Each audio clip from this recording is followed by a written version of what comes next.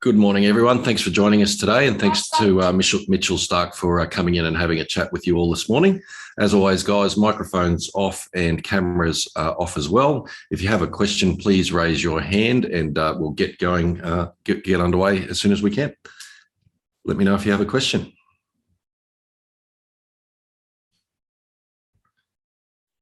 We'll kick off with Rory Dollard. Thank you. Hi, Mitchell. Yeah. Can you let us know how you're tracking physically? I guess there was some suggestion that maybe it might be your turn for a rest this week. How are you feeling?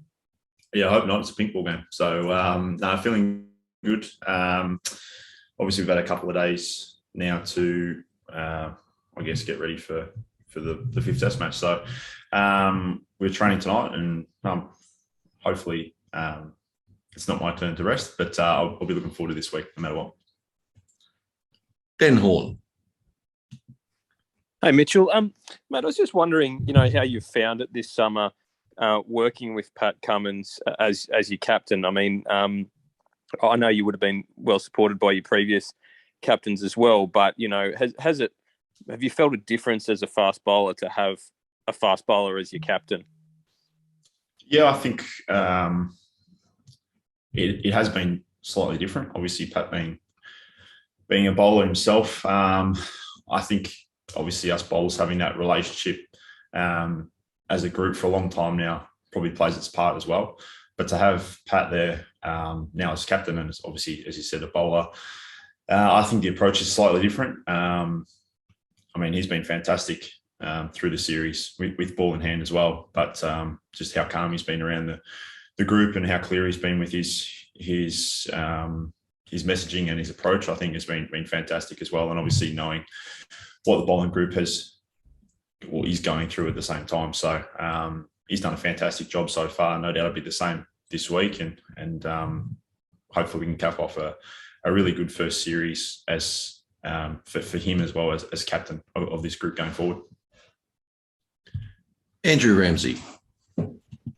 Oh, hi, Mitch. I know it's only second week in January, but it's a fairly hectic year ahead, playing schedules, T20 World Cup, etc., etc. I just wondered whether you had any thoughts about IPL and availability for that this year?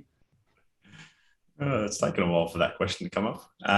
What's the date today? 12th. I've got 2 days to get my paperwork in, so there might be something I do today before training. I've not put my name down just yet, but I've got a couple more days to decide on that. So it's certainly on the table, regardless of what the schedule's got coming up. I haven't been for six years or so. So with obviously a heavy weighting towards T20s over the last period of time, and the World Cup coming up later this year. That's one to take into consideration as well. Mel Farrell. Hey, Mitch.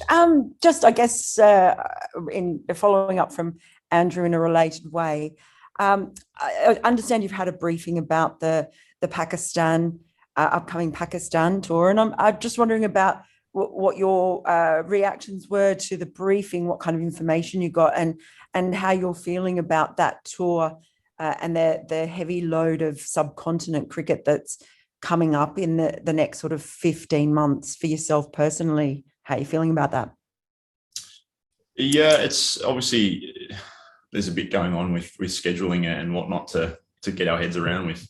Certainly with us multi-format players, the schedules are quite jam-packed when you throw in all the tours you mentioned there. Obviously, we've got a couple of white ball series post the Ashes before that Pakistan tour.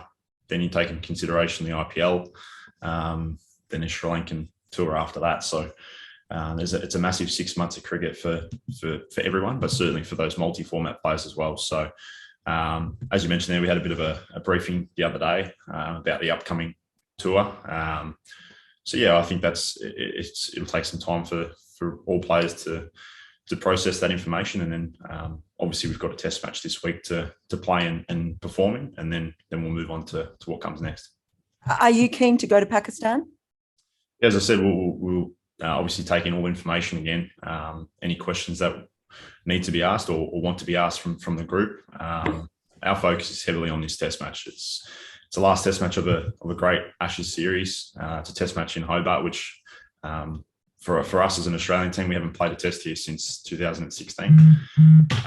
So it's exciting. It's an exciting week for the group. And then, as I said, we'll move on to the white ball series and Pakistan tours after that. So it's all about this week and the test match. Thanks. Rob Forsyth. G'day, Mitch. There's been a fair bit of chat about the new selection approach under George Bailey. I was just wondering, as a fast bowler, how have you sort of found things this summer and the chats with selectors? Has it been any different? And particularly in the context of playing this next test, do you think, what will that sort of chat be like? And is it any different to what it's been like in previous years? It's been pretty chilled, really. There hasn't been too much to speak of as yet. No doubt there'll be, a little bit of chat through the next couple of days with, I don't know really whether how I'm feeling or whatnot. But so far I can only speak on my experiences. It's been really easy and been really, really smooth and chilled with any chats that we've had with Bales or Tony throughout the series so far. Brett Costello. Hey, Mitch, just a local question, mate. How are you enjoying your time in Hobart so far? I noticed you guys got down to Lark yesterday. Enjoyable couple of days? Yeah, it's been, when we finally did get here, took a while from Sydney with a few travelling logistic things. But, it's been nice to be down here. It was a lovely day yesterday. The weather was fantastic, and had a little look at Lark, which was great for a couple of us whiskey connoisseurs, if you like, led by Paddy Cummins. But it was a nice afternoon yesterday, and obviously now we move into prep for the test match. So pending the weather, hopefully it's a good training session tonight, and then we look forward to the test match. And do you know how Scott Bolin is? Is he good to go? I don't know. I think he went to the gym yesterday. No doubt he'll be at training and bowling today. He's a quiet character, but quite a resilient one. So no doubt he'll be looking forward to taking part in this test as well. Jack Dobson. G'day, Mitch. Thanks for your time. Just wanted to ask you about what the key factors have been in maintaining such a high level of chemistry and output amongst the bowlers, particularly with all the changes that you've had to face this series. And additionally, what has the influence of Scott Bolin been like within the change rooms since joining the squad? I guess I'll start on Scotty. He's pretty quiet, but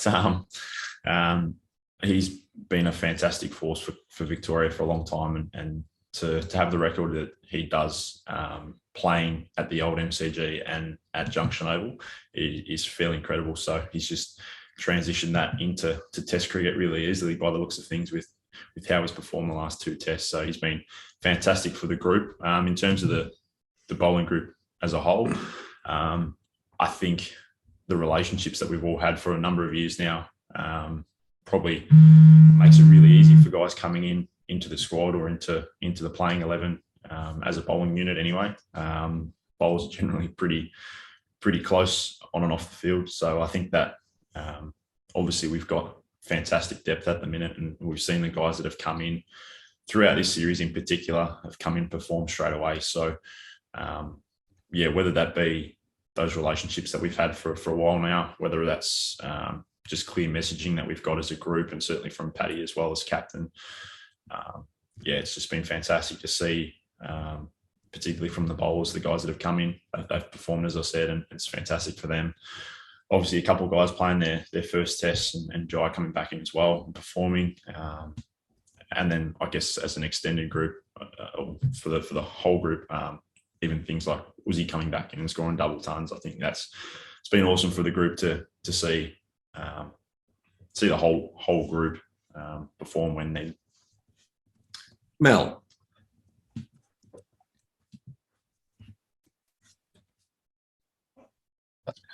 Mitch, just to sort of reinforce that first question, is there anything that would stop you from playing in the last test, whether it be injury or soreness or anything else that would get in your way, apart from selectors?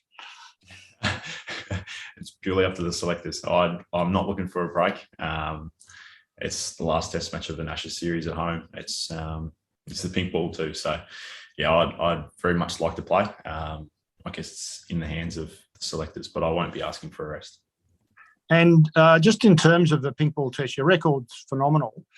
Is it essentially the pink ball? Is it essentially the fact that it's played at night when the conditions are different, or is it a combination of the factors? Yeah, good question. I think we saw in Adelaide the pink ball didn't swing much, if anything, anywhere near as much as we've probably seen in the past. So it's likely going to be very different here in Hobart again. I've not played with a pink ball here. I'm not sure if there's anyone in this group who's played with a pink ball in Hobart. Obviously, we'll have to have a look at the wicket and see what that's like. So, yeah, I guess there's a number of factors there. But I guess I've always maintained that. I've always found the pink ball to be more like a white ball than a red ball. So whether that comes into play with the way I approach my one-day cricket, I'm not sure. But certainly we'll be trying to carry on that plan of attack that we had in Adelaide with the pink ball, and hopefully that is a positive result for us here this week. And does the pink ball make it harder during the day than the red ball, or is it much of a muchness during the day? As a bowling group? Yeah, as a bowler, yeah. Again, I don't think it's overly consistent in terms of whether it's easier or harder. It obviously depends whether it's a new ball, old ball, where you're placed in the fixture, what the wicket's doing. I think there's still a number of factors that we all sort of. There's a notion of uncertainty of what it's going to do. So, yeah, you sort of get that feeling as the game progresses and where you're placed and what the wicket's doing. But, yeah, I think we'll be trying to take a bit of that blueprint from Adelaide and what we've done there for the last few years and bringing that there then into this week for hopefully a really good test match. Thank you. Ben Horn. Mitch, obviously the Sydney test was a bit more of a struggle, but if you look back at the first three tests of this series, do you feel like it's been one of your best for your career? Like you touched on, the ball hadn't necessarily swung, but you were still really effective. That Adelaide test, you were the only senior bowler in the lineup, and you sort of took charge, and you've sort of taken those big wickets. Like, do you feel that this has been one of your best series? I don't know. I haven't really reflected on it as yet. Obviously, we sit here into the last test and we're 3-0 up, but we'd like to obviously make that 4 this week. In terms of the series personally, I don't know. I probably tend to have a little bit of a reflection at the end of series, not through the middle of it. So I'm just happy to be playing my role and contributing to this group to put us into positions that are hopefully going to get us to a win. So, yeah, it's been nice to contribute in that way, being there throughout the 4 tests as well, as one of the, I guess, senior fast bowlers, to work along with Paddy. But I think, as I mentioned before, through this morning, that the bowlers that have come into the group have performed from the get-go. They've played their role fantastically.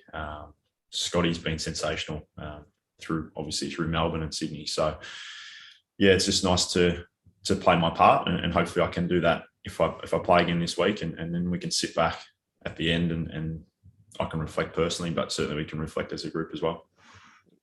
Just if I could, I just had a very left field question for you, and I might be taking you back to a place that you would have rather forgotten about, but did Novak Djokovic's issues in detention this week bring back any memories for you from that time when you had to do a round the world trip to get into England? Like, yeah, were you sort of feeling some of his pain?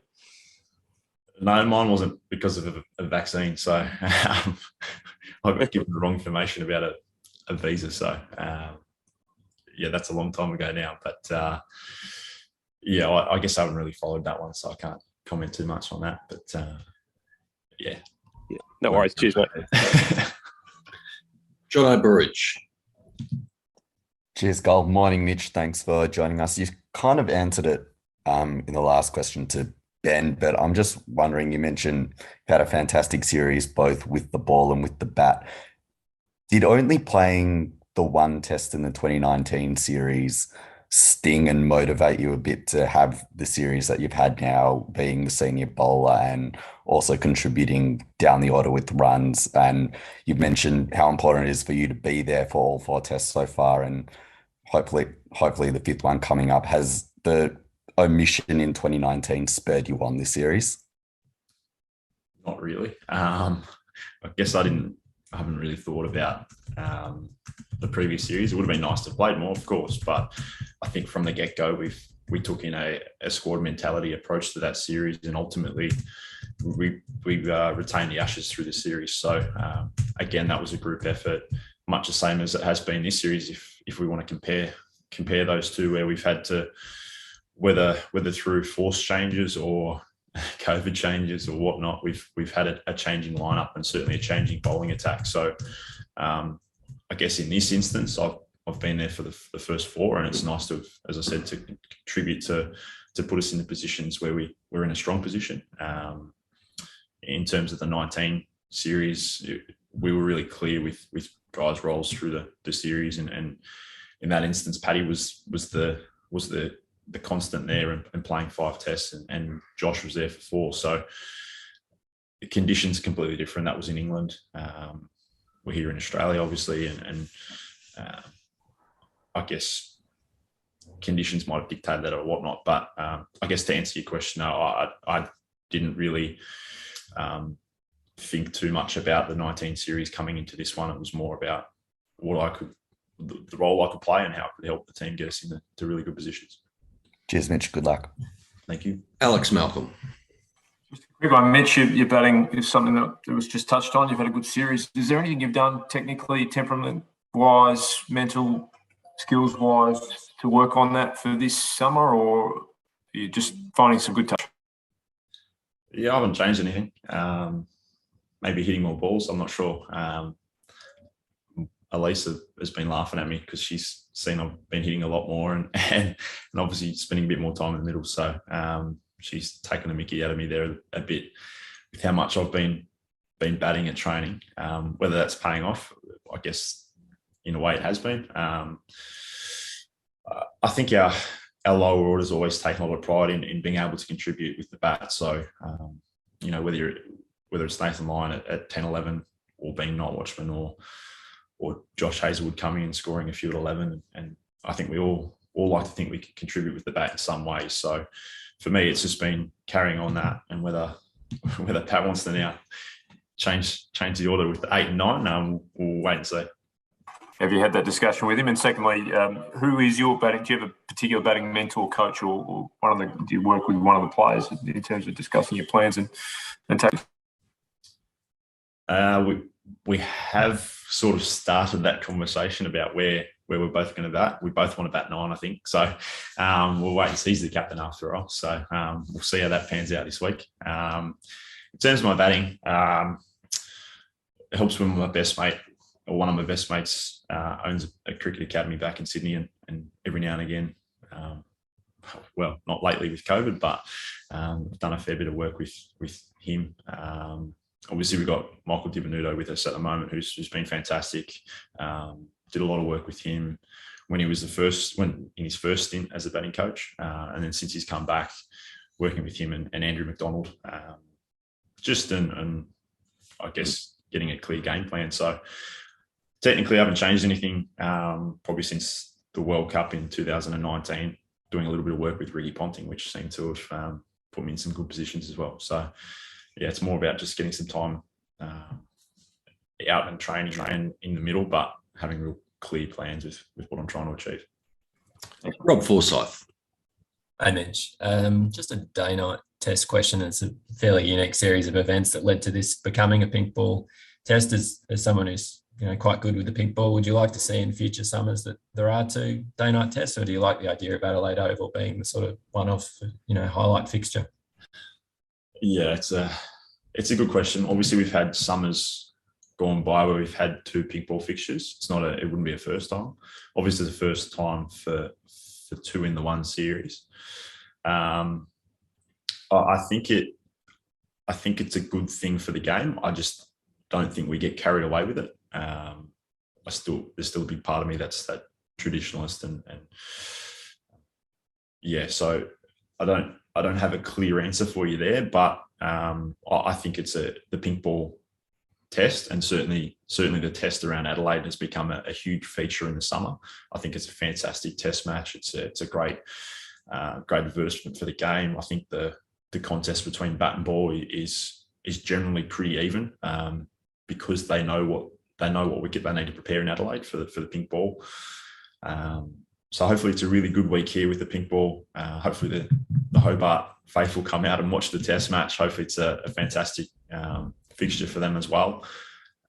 In terms of how many pink ball games you play through a summer, I just hope we don't get too carried away with it. You still want to see plenty of red ball cricket, and obviously throw in the pink ball to complement that as well. Andrew Wu. Yeah, g'day, Mitch. Just after on the England batting lineup, after what they were able to achieve on the last day in Sydney, I mean, sort of what effect do you think that will have on their psyche? I mean, is it kind of like their maybe their grand final last week, try and save the game, or do you think they'll kind of get a bit of confidence from being able to bat out a day? No, you'd have to ask them. Yeah, they'll take a little bit of confidence out of it, I guess, in getting away with a draw. Obviously, a few guys there performed quite well for them through the test match. So, yeah, they might take a bit of confidence out of that. Obviously, again, different conditions here, different ball. Whether they change the makeup of their team, obviously, I think I've heard Joss has flown home, so that'll bring in at least one change. So yeah, obviously it would have been nice for us to win last week, but I think it was a fantastic spectacle for cricket. So both teams will take plenty out of the test match, and hopefully we can have another fantastic one this week. Did it sting at all, the fact you couldn't get the last wicket and come to Hobart 4-0? Obviously, rain played a part, and we lost a fair bit of time throughout the fixture. Probably didn't see the wicket deteriorate as much as we thought or would have hoped, I guess, for day 5 wicket. So yeah, it would have been really nice to take that wicket, but ultimately it was a fantastic game of cricket, and we still sit here 3-0 up. So hopefully this week we can make it 4. Cheers, thanks. Braden Ingram. Mitch, you touched before on the local delights and how you've enjoyed them, but are you noticing the excitement in town around this historic Ashes test for Hobart and people coming up to you and saying, how about have you here? What's the vibe you're getting from being in Hobart? I haven't spent too much time outside. We only got in here the day before last, and so yeah, I guess we'll probably have a better answer for you over the next couple of days around training and being around. But yeah, certainly it's a big week for Hobart and for Test match cricket down here. Having the Ashes test is obviously going to be a big deal and a way to finish the series. So, as I said, hopefully it's a fantastic week, obviously for Hobart, but hopefully we can put on a show for the crowd and yeah, obviously finish with an Australian win would be fantastic. I guess it's easy to say after you've dominated a series. The squad looks in great shape, but does it feel like in your time in the Test team, this is one of the stronger squads in terms of depth, particularly in the bowling, but also with Usman coming in, that this side hopefully now is set up for a number of years the way it's travelling? Yeah, I guess so. I can't say that we've all thought about too much moving forward. We've had a clear focus on what we've wanted to achieve this series, and it's going to be no different this week. We're still heavily focused on this test match. So I guess you mentioned the depth there. We've got a lot of young talent. We've seen guys come in for their first test matches, their second test matches, their second and third series. And I think as a group, we've had different people step up at different times, which is fantastic to see from a whole group.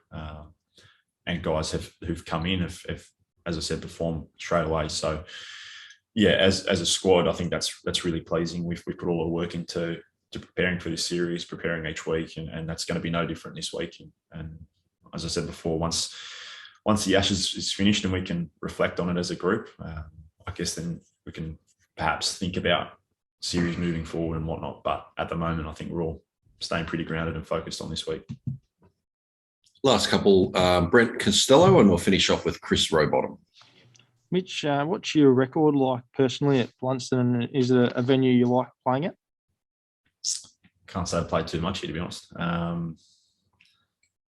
We played a Shield game last year, and then probably haven't played here since the 2016 test before that. So I don't think it's a ground too many guys have played a lot of long format cricket on. You'd have to ask them. Personally, I haven't played a whole heap here. So yeah, it's going to be exciting to see how the week pans out. Obviously, it's a pink ball fixture, which I mentioned before. I don't think anyone in our group's played a pink ball game here. Perhaps maybe Scott Bolin with Victoria. I'm not sure, but it'll be I guess an interesting couple of days in preparation, having a look at those conditions, seeing what it does through training here, and then we'll push on to the test match. Nice one, guys. Chris Rowbottom. Yeah, g'day, Mitch. Tim Payne obviously won't be in town for his hometown test, a test that he advocated for and fought hard to get. Do you have an insight as to how he's going at the moment, how he's feeling, and have you been in contact with Payne over the last few days? No, I haven't as yet. Might have to see if he's around after the series for a lark or something. But yeah, no, obviously he's a big advocate, and as you mentioned, getting the test match here. So hopefully Payne's doing well and his family doing well, and hopefully we can put a show on for him.